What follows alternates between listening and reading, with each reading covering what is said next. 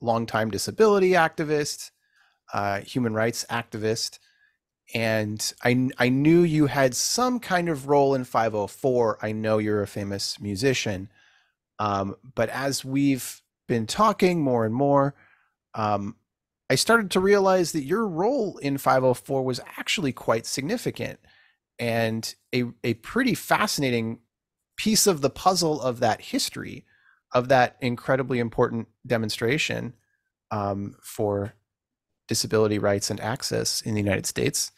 And you have such a cool way of talking about it, I thought too. Hmm. um, I think you're one of these people. When I talk to you, it's always really refreshing because you're not. I don't get the sense that you're trying to like rewrite history to make it more polite or kind of be apologetic for whatever. You just kind of tell it like it is. At least that's my take on it, and I really appreciate that. And I felt like since my videos online and my website, I'm trying to document more history, and I started uploading documentaries. I'll totally upload the one you sent me today, if that's okay with you, because that one's Oh, amazing. listen, that's a, yeah, and that was a from a television magazine called Instant Recall that was around 30 years ago. Oh, And they sweet, did a retrospective on 504, and that's what that is. sweet, cool. Okay, Yeah, but well, let me I'm do. all I appreciate what you said, and I'm ready to go. Okay, cool. So yeah, it's weird because it feels so much more formal than we usually are. Um, but it's it's for the internet or whatever. Yeah, But feel free to be casual because we're just I'll friends. make every effort to relax. I'm trying to relax. Yeah. I'm speaking for myself too. I'm feeling like a little like I'm in the interviewer's role or Well, whatever. you are. Now, this is a formal interview, but it can be, between friends, and that's different. Well said. Okay, well let me introduce you. And I'll introduce myself as well. So um, I'm Zach Carnazes. I'm a disability activist living in San Francisco. I'm a person with disabilities, and I've had the unbelievably amazing privilege to be knowing other longtime activists that have really paved the way for disability rights in this country, in the United States. And I'm overjoyed to have one of those people here today, a living legend himself, not to put him on too high of a pedestal. This is Jeff Moyer. Jeff Moyer, would you introduce yourself? Well, Zach, thanks. I am a first and foremost, I suppose, a musician. I've been a songwriter since I was 15. I'll be 75 in February. I I'm also a writer. I've published a memoir called Grit, a family memoir on adversity and triumph. My brother lived with a severe cognitive disability and was institutionalized when he was 9. And I got him out, established a supported living home for him, and lived in Cleveland, Ohio, where uh, he came from and where he died in 2014. And I now live with my wife, Christy, in what had been her home in Chula Vista, California. Um, I went to California at age 19, backpacking guitar, typical 60s kid in the great youth migration, and there found the disability rights movement and became a part of it. And then after I achieved my education and was able to get a good job, I went back to Cleveland to live near my family with my young family and began the work of getting my brother out. But I'm an educator and a technologist. I have been involved with assistive technology one way or the other for years. And I published, I was both a book and music publishing company through which I've published 22 albums of Whew. spoken word and original music and several books. So there you have it. There you have it. So in other words, you've been sitting around and not doing anything. And I don't like I don't understand how people can be bored, but mhm. I'm a creative type and I always have a project. There's always, yeah, I'm with you on that. There's always cool stuff to be doing. Isn't that right? Always. Life is just, it's there's that Ed Roberts quote um from his 60 Minutes interview, and I'm trying to remember it, but basically when he's saying that if you're turned off to it, life, and all your decisions are made for you, life can be a real drag, but if you're plugged into it, it's really something else. And Yes. I'm paraphrasing, but yeah, I know. I mean, you've had such a rich, you've lived so much history, but you've also been a mover and a shaker in that history, which I deeply respect. And I know you fought, you've published things and fought for your brother to be deinstitutionalized, and um, you don't you don't hold any punches as far as how bad institutionalization has been for our Mm-mm. community. No, I in fact I published a 2 hour and 15-minute audio documentary based on 35 hours of oral histories I conducted with people who had lived inside institutions, family members, people who had worked inside institutions, and the pioneers who established community alternatives. That's called Lest We Forget, and that's in the cloud. So anyone can grab it. With your permission, too, I'll put links to anything that you want to share in the description for this, Sure. because I really want people to access your music and all the work that you've done over the years. It's incredible, and it's an archive of its own, really, and a living archive. And you're still making music. You just made a song I very did. recently, a couple weeks ago, right?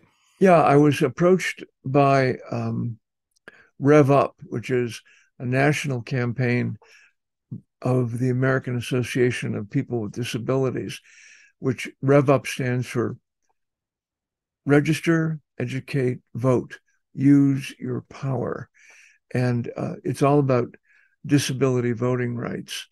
So I wrote a song. I was asked to write a song around that. So I wrote a song called Rev Up, recorded it, and then I had done work as a consultant for an auto aviation museum years ago. And I had this great archive of sound of cars that I had recorded. And I'd have all go through a set process, which included revving their engines. So I had this great library of the sounds of different cars revving. And so I added that into the song. And it's I don't think there's any other song like it that includes so much automotive sounds along with the song. It's really something unique, and I love the sound foley that you put into it. And I was thinking, let's go ahead and play that Okay, for cool. people to hear. All right. So then I'll edit this part. This is where I'll play the Sure. clip, and then I'll do the same thing I realized for your 504 snippets of you at 504. Okay. So now I'll edit this part out, and I'll say we're back with Jeff. Sure. um, so that was Jeff Moyer and his newest song, and we're back talking about important disability history, ongoing disability history. Well, it's not, if it's ongoing, it's not history, right? It's the ongoing struggle for equality and our rights Very with good. the wonderful, wonderful Jeff Moyer, who I have the privilege to call a friend and a fellow advocate. Um, so you're in the movement. You've been in the movement for decades, but I think one of the watershed moments when we really won a major victory that's talked about, fortunately, a lot today, especially for after the Crip Camp Oscar-nominated Mm-hmm. film, is the what's called the Section 504 protests, which is when disabled activists occupied the federal building in San Francisco for quite a period of time. It's the longest occupation of a federal building by activists in American history, and Jeff Moyer was there. So I'm going to play a couple clips of Jeff at that protest, and then would love to hear from Jeff about what that experience was like. Okay. So check these out. Okay, and this is edited. So that was Jeff Moyer in at the Section 504 protests in San Francisco in the 1970s, and we have the privilege of having Jeff Moyer with us here today. Tell us a little bit, if you would, in your own words, what it was like learning about that protest, and maybe your first time arriving there. You bet. Well, I was, as I said, I came to California and became part of the movement. And that led to my working at the Center for Independent Living, which was the first independent living center, founded in part by Ed Roberts, who also founded one of the founders of what was called the Physically Disabled Students Program at at University of California, Berkeley. And I had the very good fortune of being a student at Berkeley shortly after that was established. And thanks to the vision of those folks, I had a place to study with my tape recorder in the undergraduate library at the Blind Student Study. And it meant I did study 40 to 60 hours a week on campus, listening to books. And when I graduated, I was hired by Ed to work at the Center for Independent Living, initially as coordinator of blind services, and then ultimately the deputy director of services. So I was managing the whole services program. I was parallel to Judy Heumann, who was the deputy director of advocacy. So she had been very involved in we were both on the board of the American Coalition of Citizens with Disabilities, a really important organization because it was the first cross-disability consumer organization. So there had been the National Federation of the Blind and the National Association of the Deaf and so forth. But ACCD reached across the divide of different disabilities and brought us all together in one organization that was focused on all of our needs, as opposed to being interested only in one disability group's needs. Amazing. By the way, I'm wearing compression gloves because I have repetitive strain injury in my hands. I say about myself, I'm just a broken down, crippled up, gray blind man. And among my disabilities are that progressive deafness. I wear wonderful hearing aids. I'm in severe and chronic pain from donating a kidney to save a woman's life. And I have the beginning of cognitive decline, which it's not Alzheimer's, but it's like that. I don't know exactly what it is, but I'm in the process of the medical diagnosis, if they can determine a name, not that it matters. But I'm glad you're doing this, Zach, because my memory is still sharp, but the time will come when it will not be, I think. For all of us, no doubt. But yeah, it's something I should have done. I'm trying to do more just with more people in my life, because there's so much that happens in life that's just fascinating, right? And amazing. And people have, you're the way you tell stories. And I mean, even what you just shared, like the disability movement today is what I've heard called very siloed. It's very separated. Mm-hmm. And so you just described, your disabilities, and I have, a vision disability, which is why I'm wearing these glasses. I also have repetitive stress injury in my hands, which is why I have special um, wrist braces on right now, and so I'm just showing those on camera to folks, and so it's interesting because it's almost like this, like these schisms that we have to travel, where it's like, okay, now I'm in the low Yeah. vision and Mm-hmm. blind group, and now I'm in Yeah. the arthritic repetitive stress group, and now I'm in the chronic pain group, right? And Yeah. Yeah. it's all these separate like organizations, separate nonprofits, and they don't seem very interested, or they don't seem to, Interested. putting Yeah. resources towards like a collective gathering of all disabilities, Yeah. and That's why AAPW is so important. really cool stuff. And American you can Institute see of it in the People. No, no, 504. AAPD rather. Pardon me. Yeah, and that's one of the things that just amazes me looking at that old 504 footage, is it's just people of all different kinds of disabilities. Um, tell me what it was like, because you had mentioned that you did some organizing.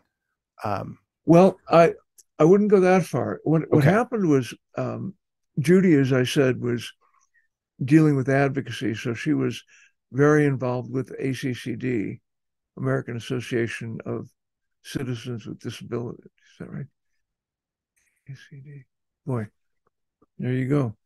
American Association of People with Disabilities is today's. That was oh, I forget. Awful.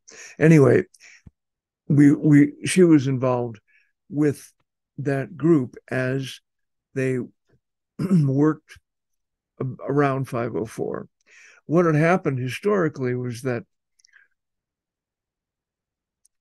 Section 5 of the Rehab Act of 1973 was uh, an incredibly important piece of legislation because it what happened one of my instructors at University of San Francisco in my rehab administration master's degree was a guy named Jack Duncan, who would fly out from Washington from time to time to do our symposiums that were every 3 months for 9 solid days.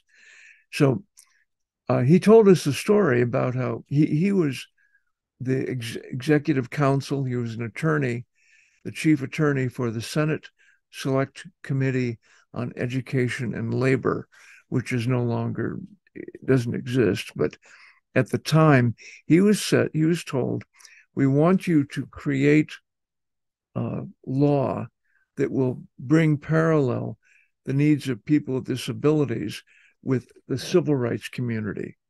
So he wrote Section 5 of the Rehab Act of 1973 to do that very thing. And when Nixon got the law, uh, I think he vetoed it. It was yeah, the he first vetoed it. time, yeah, an American president had vetoed a Rehab Act. But there was a great outswell from groundswell from people with disabilities, parents, and the community. And there was a congressional override.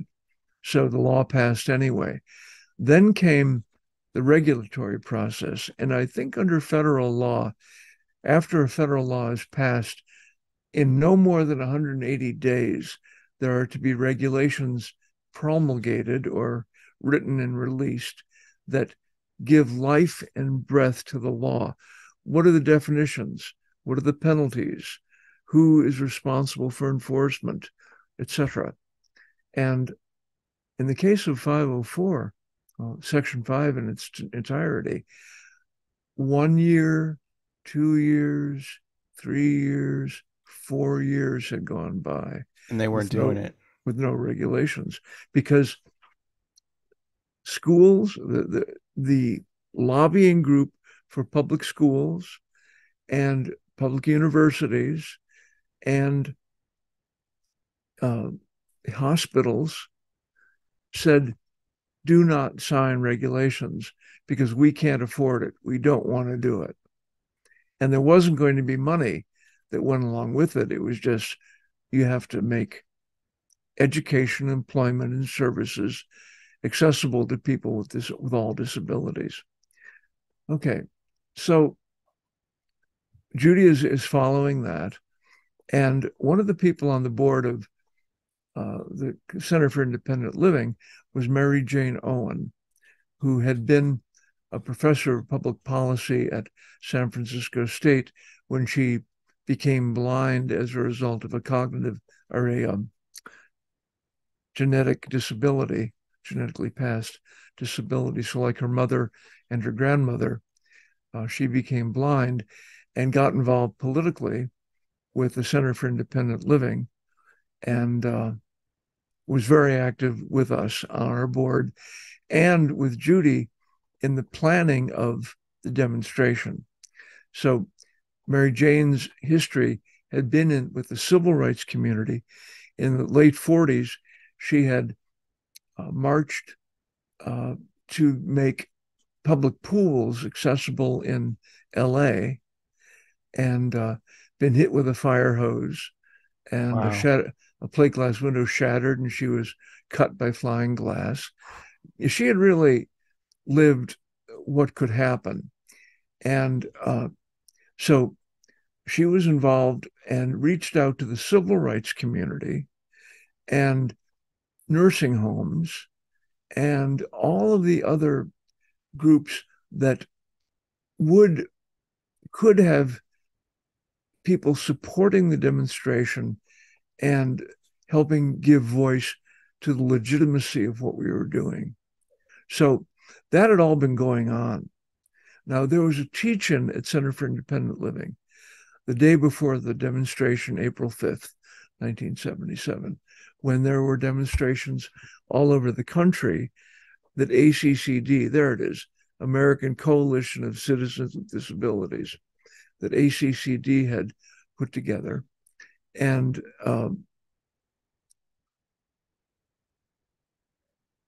there was a teach-in at Center for Independent Living for those of us who are going to be involved the following day. And I was learning about this for the first time because I just that wasn't my rubric. My rubric was the service delivery aspect of the movement. So I'm learning about the history and that that ACCD had a friend on the inside of the Carter administration. Back to history. So Nixon refused to sign the regulations.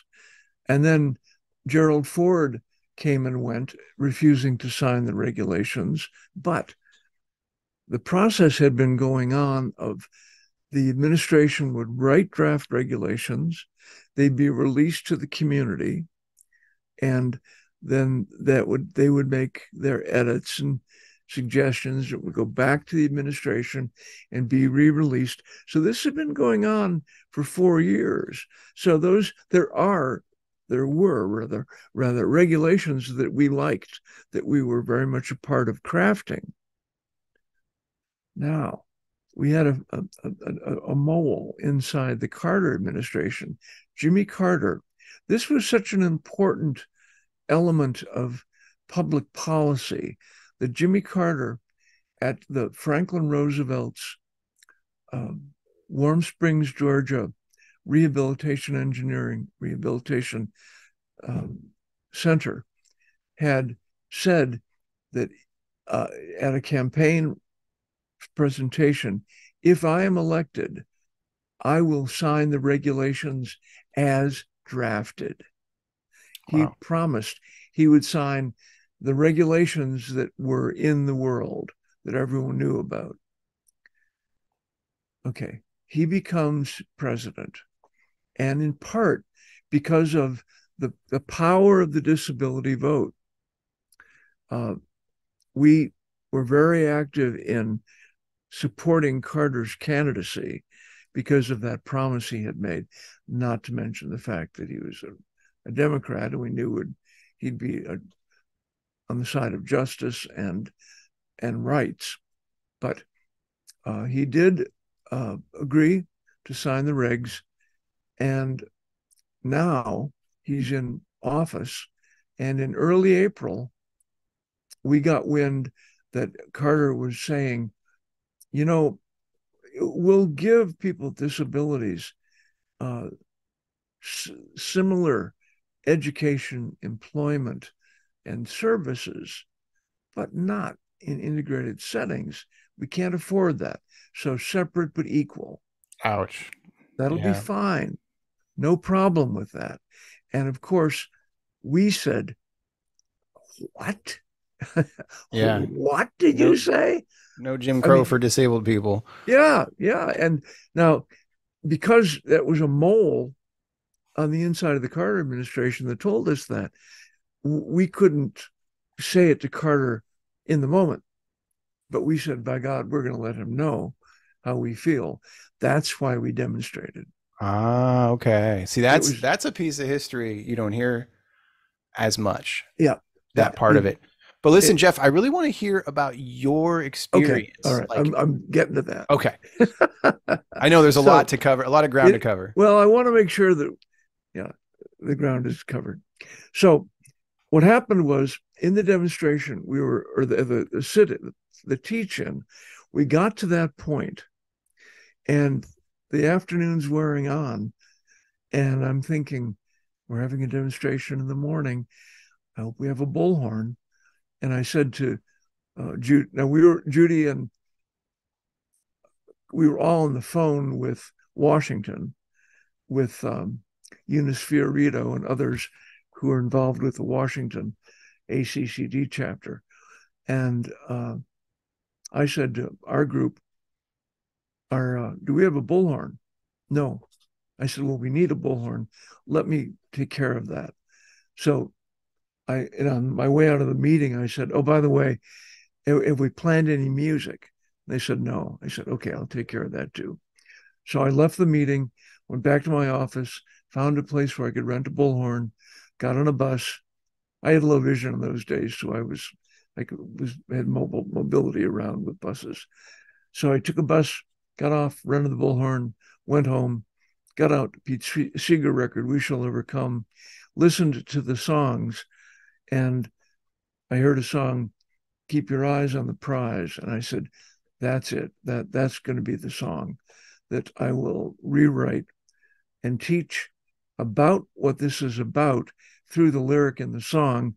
And then we can sing that before we go into the building, because I knew we were going to have a demonstration outside and then go in and pressure the Office of Civil Rights and the Office of Health, Education, and Welfare. The request was pressure Washington to sign the regulations as drafted, to have Secretary Joseph Califano sign those regulations. Okay, so I was rewriting the song in my head, and I knew the song from this. I was active in the civil rights era in the 60s, so I had played that song at demonstrations, and I knew it. So I was rewriting the song, and the next morning I got down to United Nations Plaza in front of the federal building, and the demonstration had begun. There were people with signs and people in a little circle, and I got the bullhorn out and got some volume going and chants that could be heard, and started to rev up the demonstration. And the demonstration continued until the program started. The program involved uh, Judy Heumann and Mary Jane Owen and Ed Roberts speaking, along with Reverend Cecil Williams, who was the minister of Glide Memorial Church, very active civil rights oriented church, and Willie Brown, who was an assemblyman and active in the civil rights era. So we had, because of Mary Jane Owen's efforts, we had their support, and they were on the platform and speaking to the assembled demonstrators and uh, everyone else who had joined at that point. We had a good hundreds of people there, and Mary Jane Owen said, "Well, Judy said you got to speak," and she said, "Well, that you're speaking on behalf of CIL." And Ed, at this point, Ed Roberts was representing the Department of Rehabilitation. So Mary Jane made up I am representing the blind and disabled coalition of active citizens, or some Totally made something up. that sounded right. And so she, all these very effective public speakers, and Mary Jane was terrific. She was statuesque. She was 6 feet tall, and a blind woman in dark glasses, and with all the prowess. She had been actually head of the union, the union of professors at San Francisco State University that struck for quite a while. Oh, the And she was, 68 strike? yeah, she was very, Nice. very involved with the 68 strike. I think she was either head of the union or in some other way of an organizer. I mean, she really knew she had her chops. So uh, then came Ed Roberts, who was the final speaker. And then I got out my guitar and harmonica and led the community in singing "Keep Your Eye on the." Now I misremembered it, so I was singing "Keep Your Eye on the Prize." So all the recordings from the era, I'm singing "Keep Your Eye on the Prize, hold on," rather than "Keep Your Eyes on the Prize." But the lyrics were specific to what we were doing, something like. Uh, After 4 years of delay, we've come to claim the ground we've gained. Keep your eye on the prize. Hold on. Um, I don't. Well, anyway, I had rewritten the song, and it You did was a Joe Hill, yeah, because you know that yeah, that's what yes. Joe Hill used to do. He used to take those Salvation Army tunes and other popular tunes and then rewrite them for political causes. Well, and of course, keep your eye on the prize was a rewrite of uh, a Negro. We called them Negro spirituals in the '60s. A spiritual that was um, well, keep your eyes on the prize. Hold on, hold on. Keep your eyes on the prize. Hold on. It was a spiritual. And it was rewritten for the civil rights movement by a woman whose name escapes me, but I credit her on all my recordings. And then I rewrote it for the disability rights era. So with that music, we went into the building. And Judy went to health, education, and welfare. I went to the Office of Civil Rights. And our job was to get their directors to call Washington, and neither of them would do it. So we had been at it for a while, primarily talking to their underlings, who we could not get an audience with the directors. Judy eventually did. I'll get to that, but we come back together, Judy and I, in the hallway, and she said, "Well, looks like nothing's going to happen this afternoon." She said, "Did you bring your toothbrush?" I said, what are you talking about?" And she said, "Well, don't you know we're staying?" And I said, "Oh, Judy, I can't stay. I had a 9 month old son who had hyperactivity, and he was terrifically demanding. And I had to get home to uh, parent. Give my wife support. I could not stay overnight.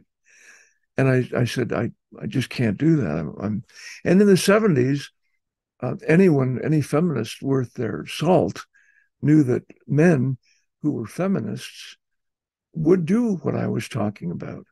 And no one could ask me to do anything differently. I mean, I had to be at home being a father. Excuse me. So I went home, came back the next day, and I had that song and other songs from the era that I had rewritten. And I began to teach those new songs to the demonstrators. And then we would sing the songs at volume and walk around the building singing them and stand in the stairwell that echoed throughout the halls of, or would go up into other floors to get, we didn't want the federal employees to think that this rabble that had moved into offices on the fourth floor were there for frivolous reasons. So the songs told the story, and Oh, and I would stand outside, and as the federal employees were leaving, I'd be singing the songs. So they were getting uh, informed. If they weren't watching the local news, they were going to be getting informed at work because the music told the story. And amazing. uh, now the demonstrators wrote their own songs, of course, and they would sing their own songs. But when I was there with my guitar and um, my voice, and Mary Jane Owen always at my side, she was a great believer in uh, disability rights music. But we would have others singing with us, and we'd walk around, as I said, walk around the fourth floor. And quickly it became the rule that the federal, whoever was representing the federal building, said to the demonstrators, "You can leave, but you can't get back in."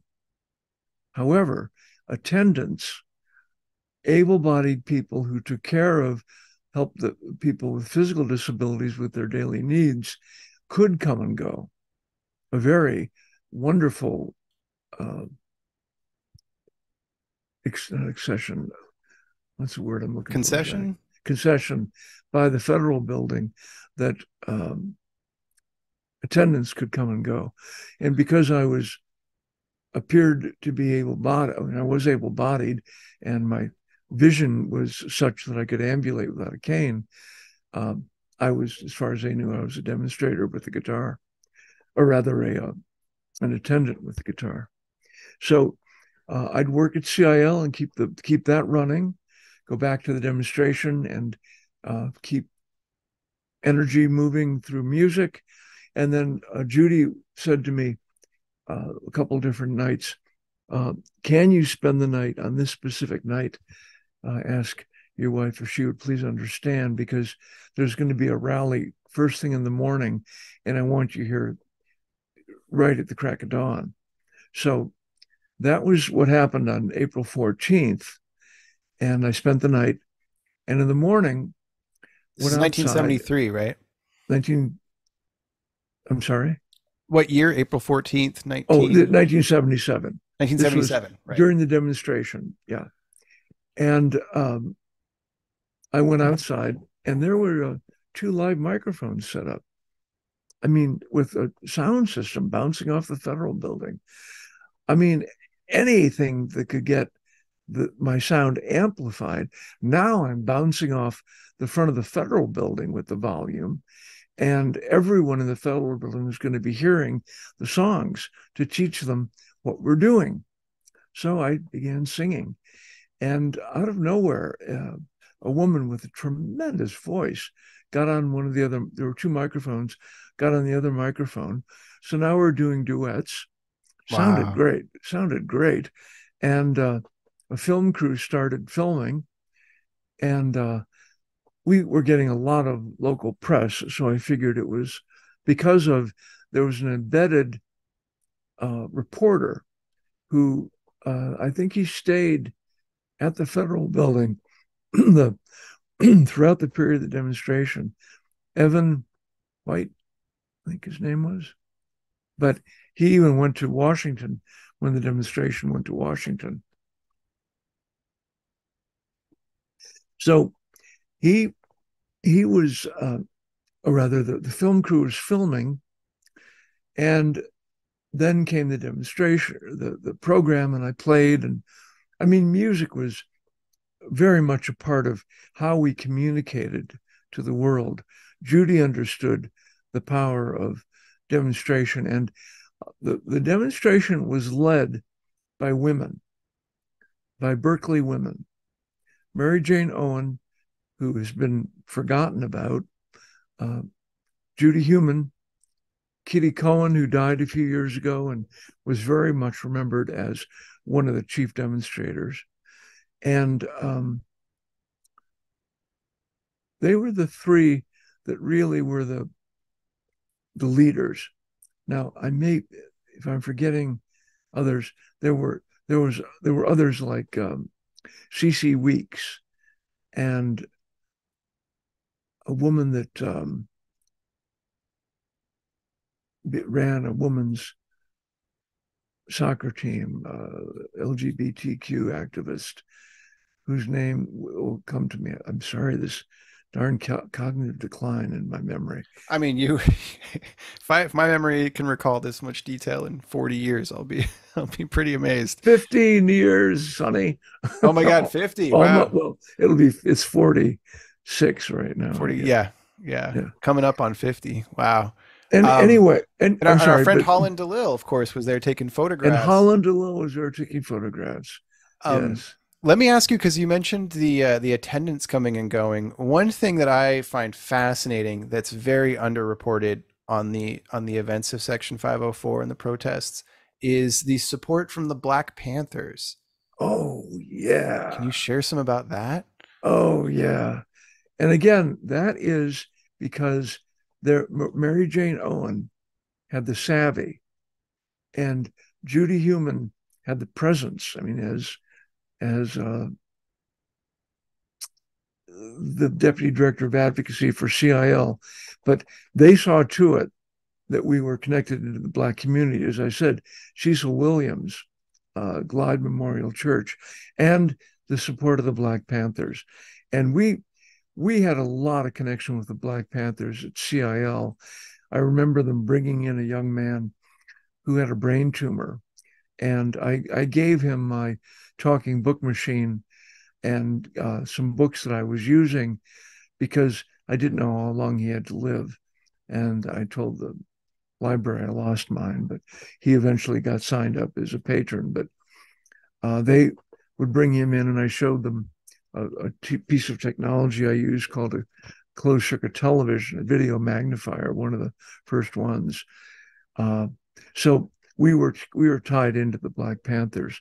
But I remember one of the nights I stayed there, the doors open up on the elevators, and there are two uh, Black men impeccably dressed in shirts and ties and black leather uh, trench coats carrying uh, garbage cans. I mean, they were new, but they were carrying garbage cans full of hot food.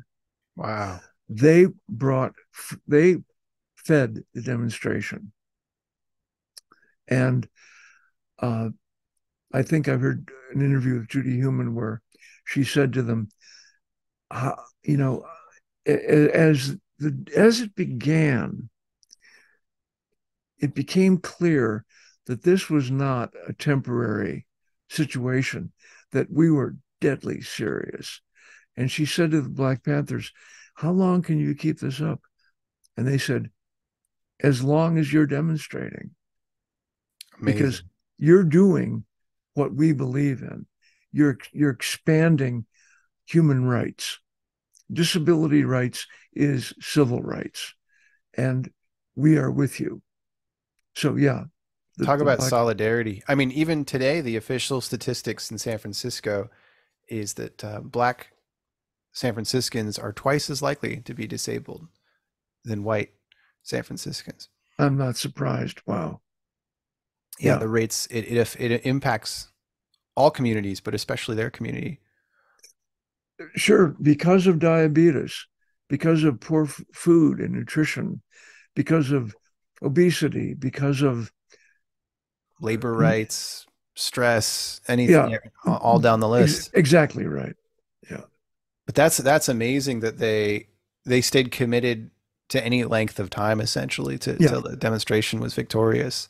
And, you know, I got chills when I talked about Judy because I'm the last one standing of the leadership of 504. Now, there may be women out there whose names I'm forgetting that were in the leadership, but uh, when I think of who led the demonstration, Judy and Kitty led the uh, logistics and the strategy, and Mary Jane Owen was the morale leader. She was the one that kept uh, the heart of the demonstration alive, kept people motivated. Uh, on the video that we showed earlier, she made the statement that there was a young woman, and she would have circles in the evening where people would talk their hearts.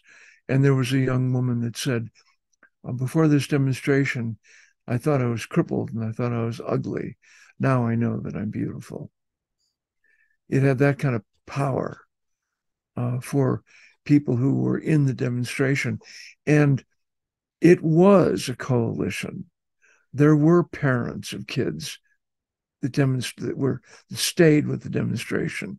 There were people with cognitive disabilities, both history of mental illness and intellectual disabilities, which is a misnomer, but I call cognitive disability what used to be called retardation. Oof, the R Nowadays, word. you might be familiar, the term neurodivergence is gaining popularity. I don't know that term.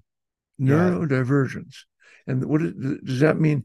Anybody with both what had been a history of mental illness or intellectual disability? exactly. Yeah. That community, Neurodivergence. yeah, they've been organizing and self-describing as neurodivergent. And then what was previously known, I learned this not that long ago, as like a multiple personality, is now that community is referring to themselves as plurals. And Plural. so we're seeing some interesting So they refer to themselves as having a plural disability, plural identities. Like, plural identities. yeah, I don't Yeah, want to I get speak. that. Yeah, I don't want to speak too much to it because I don't know as much as I'd like to know about it. But You will. You will. I will. Yeah, I'll keep learning. Thank you. Thank you for educating me. Vice versa. Yeah, ditto. Yeah, so we have about 8 minutes left. Let me know if there's anything specific you'd like to finish on. I for one would love I loved when you told me about um the amount of days. So I wanted that's sort of my last question was, our friend Holland DeLille published this wonderful book, Becoming Real in 24 Days, which Yeah. is a collection of her photographs and her story. It's a wonderful photo essay of the demonstration. Yeah, and then someone told me, it wasn't 24 days, it was longer, and then you had explained that to me, and I was wondering if you could repeat what you Sure. told me.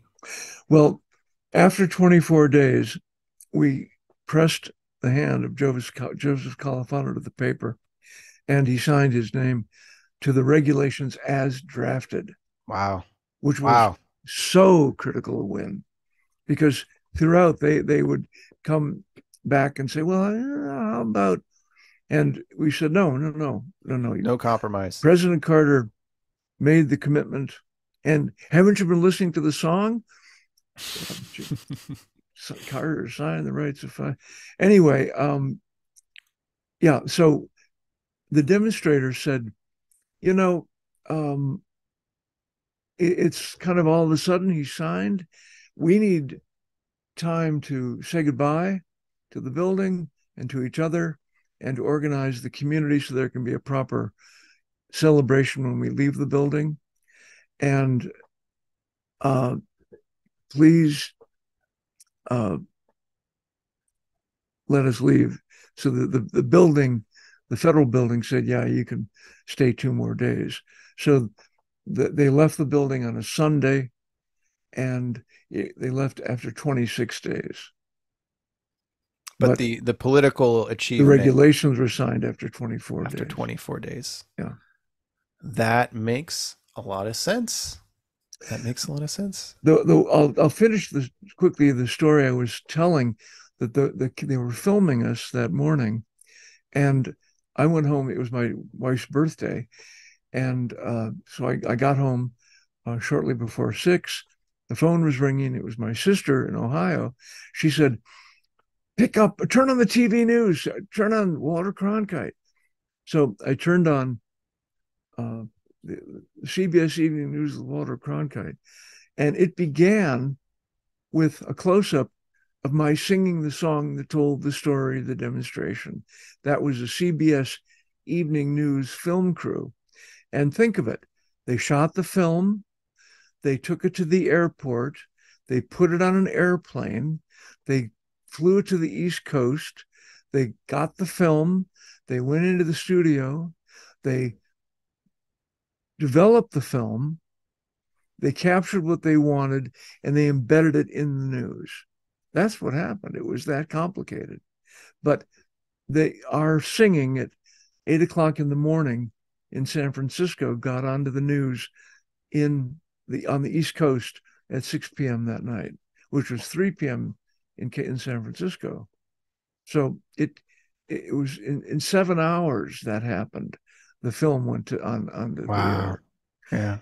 and they went around the building and interviewed, and uh, they had extensive uh, archive. And when I was asked in 1991 if I would participate in putting together a TV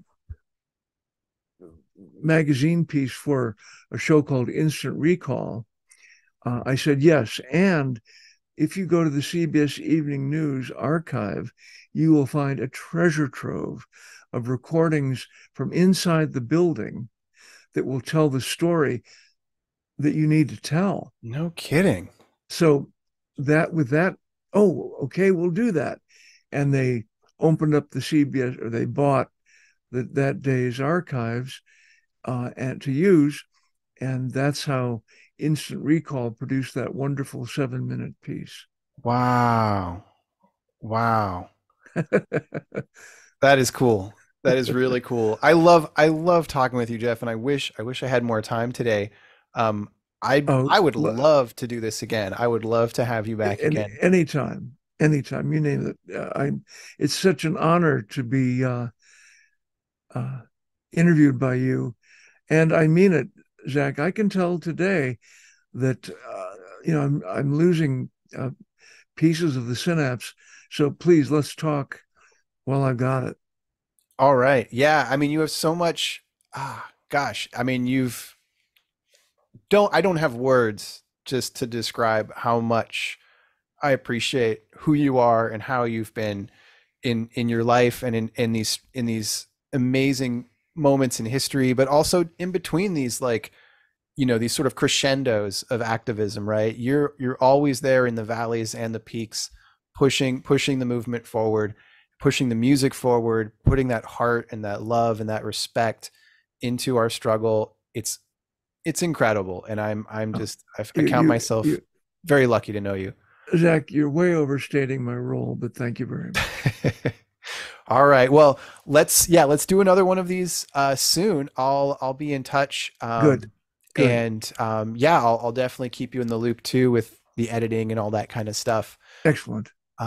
So yeah, thanks so much, Jeff Moyer, for joining us today, and we'll talk soon.